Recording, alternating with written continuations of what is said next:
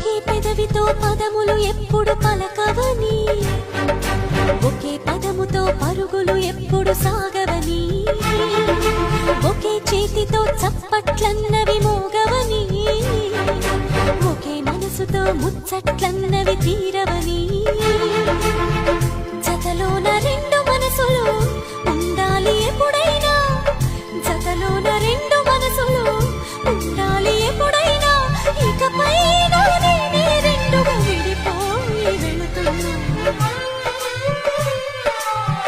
వెళుతున్నా వెళుతున్నా, మౌనంగా వెళుతున్నా, వెళ్ళాలని లేకున్నా దూరంగా వెళుతున్నా. ఒకే పెదవితో పదములు ఎప్పుడు పలక